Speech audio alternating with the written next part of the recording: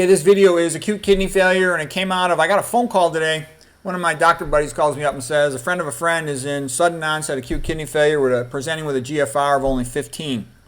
And that'll happen because some people are relatively asymptomatic up until the last minute. When they're about ready to go on dialysis, they become fluid overloaded. Okay, so the first question is, how bad is it? How bad is the patient fluid overloaded if they are? You can check a chest x-ray, see if their lungs are wet with pulmonary edema, put a pulse ox on their finger, see what their O2 saturation is. You can even check a blood gas if appropriate. You want to do blood labs on them, check their potassium. If their potassium is too high, that could be dangerous. This patient in particular had a potassium of about 5, which I consider, in the upper range of near the upper limit of normal. I'll put 5.5 as normal. So as maximum upper limit of normal. So at 5, you start getting a little worried, but it's still normal. So, but that's going to come relevant, the potassium. Okay, what else? The BUN, blood urea nitrogen, glomerular filtration rate, or like I said, her GFR is 15. You can check the urine labs. There's a whole bunch of things you do to work up what's the cause of it. Most of the time it's hypertension and diabetes. Okay. You can do imaging, get a CAT scan, kidney ultrasound, and you might even end up needing to do a kidney biopsy in some cases. First question is, does the patient need dialysis? Do they need any type of supportive care? Do they need to be put on a ventilator? Do they need to be intubated? Any of that kind of stuff. If you're going to dialyze them, then you need to put in a central line. You can, pop in a femoral temporary catheter real quick, dialyze them if you think it's not going to be a repeat process. You can put in a tunnel catheter in the right internal jugular veins, the usual perm cath it's called. It's going to stay in there longer, perm. Okay, what's the cause?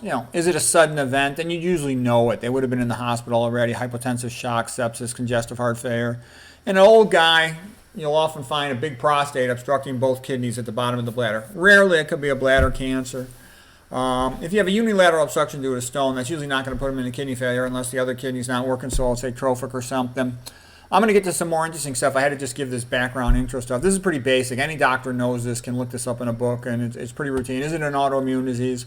Lupus, hemolytic uremia syndrome, TTP, good pastures, all this stuff.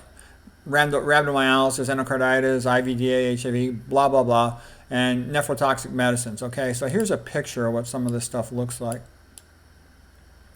So here basically, if you're obstructed by a kidney stone, that's probably going to be a unilateral process. You can have pelvis lymphadenopathy, compressive bilateral ureters. That's rare.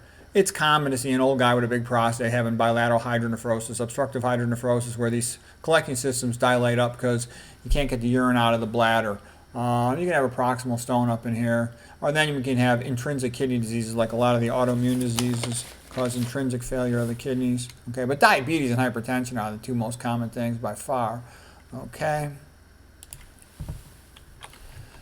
Here's an ultrasound, and in this ultrasound you can see there's a kidney stone. So this is hydronephrosis, dilated kidney collecting system. Here's the renal cortex, here's the renal fat, here's the big honking stone sitting there in the renal pelvis causing hydronephrosis obstruction. Here's a CAT scan example, the same thing, big stone in the renal pelvis causing back pressure, hydronephrosis. You can see the collecting system is normal, collapsed over here, whereas it's dilated up here, the low density stuff. The contrast material has reached the renal cortex, so you got a nephrogram phase, but it's not yet getting into the renal collecting system. Okay, so anyways, this is obstructive hydronephrosis due to a left renal pelvis stone.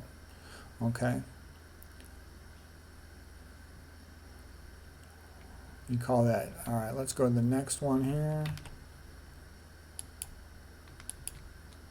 Oh, you can also get it due to crap.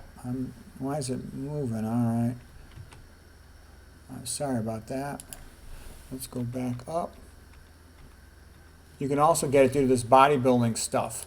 These bodybuilding protein powders. When I see a young guy come into the emergency room with acute kidney failure, or come in to just, come in for an ultrasound or some other test, it's often they've been eating this protein powders contaminated with heavy metals. And I've talked about that in previous lectures.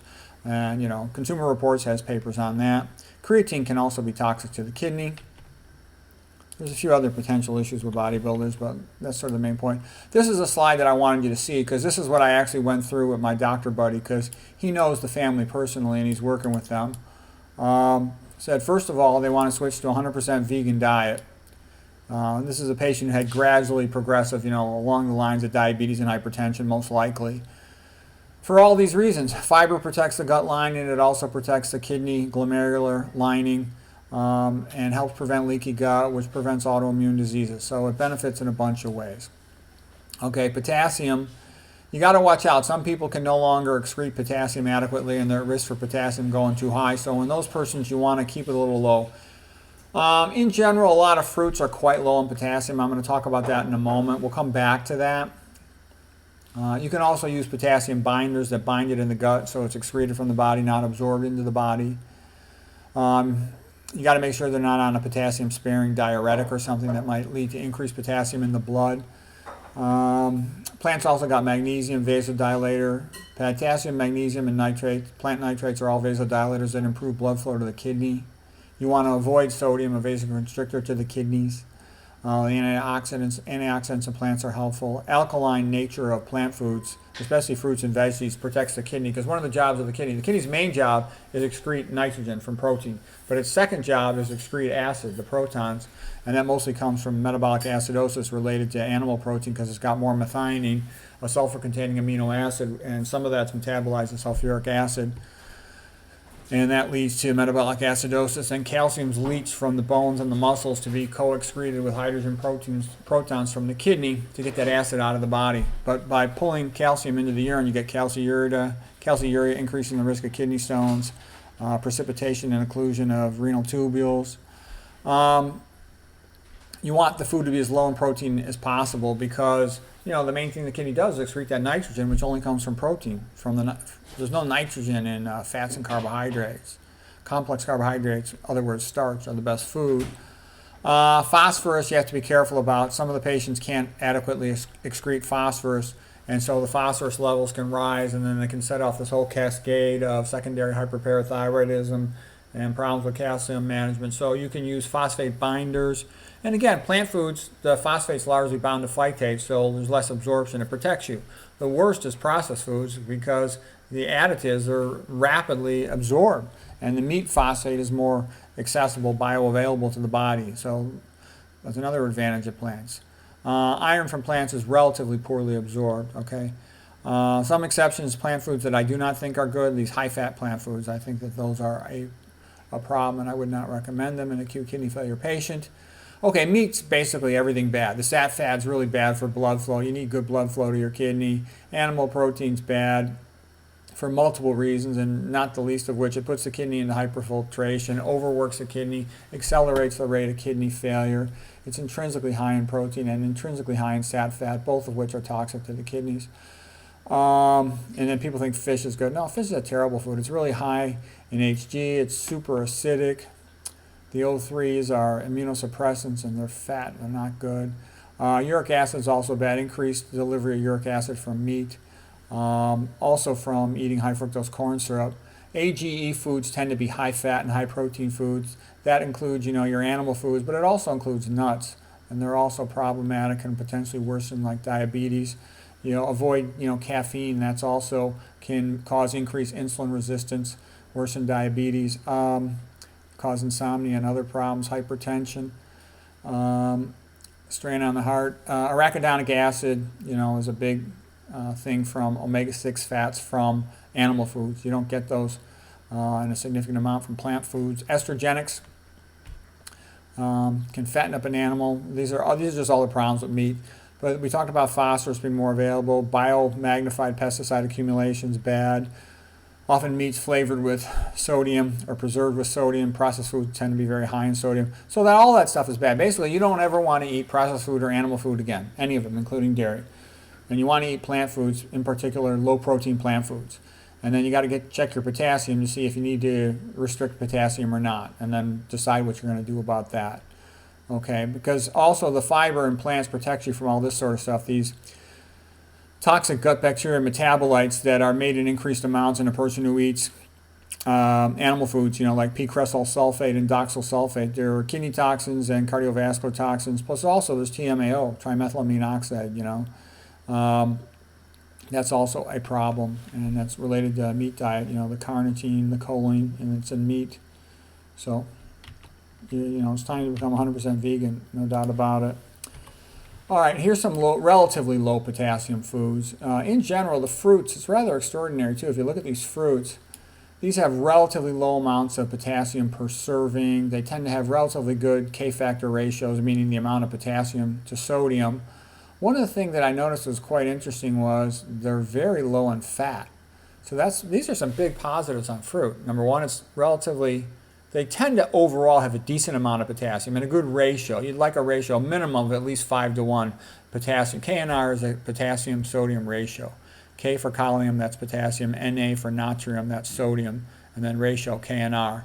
So you'd want that to at least be 5 to help prevent hypertension.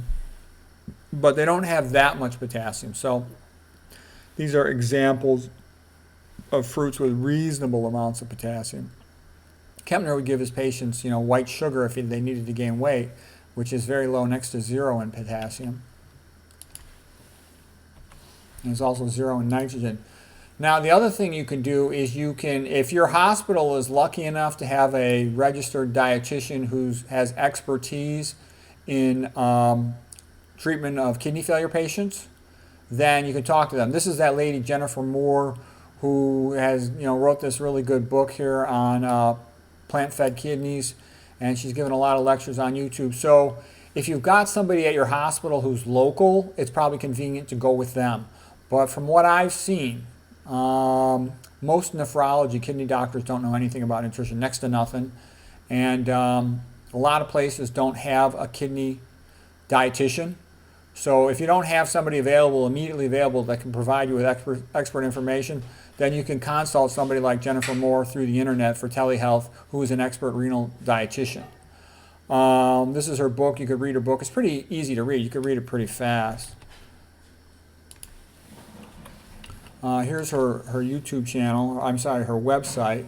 So that's also what you could do. I'll also show you this guy here. This guy, Lee Hull, he's a smart guy. He's a kidney failure patient who basically cured himself. And then he studied all the literature. He came to the conclusion, like I had said earlier, all the foundations, they don't help you. They're all wimpified. So you can't go by their guidelines if you want a best result. But it's going to take you time to read his books. They're longer and they're more dense and they go into more of the details. What you need in the beginning is just 100% vegan, low fat, low sodium, low protein. Then if you're real serious and you want to do more detailed reading, then you can start reading you can start reading, like Walter Kempner. This is right here is Dr. McDougall's summary of Walter Kempner.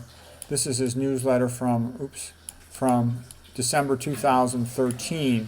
So you just go to Dr. McDougall's website. That's drmcdougall.com. And then you would just type in December 2013 newsletter, or just type in, Kempner and the rice diet, and it'll get you to this. And that'll give you some good ideas long term. But, that's a little more complicated to get figured out. In the urgent, acute phase, you just need to make sure you survive and you come out of it without any major morbidity. And then as time goes by, you can figure out all the details. But anyways, that's a scoop on acute kidney failure. I hope that was helpful.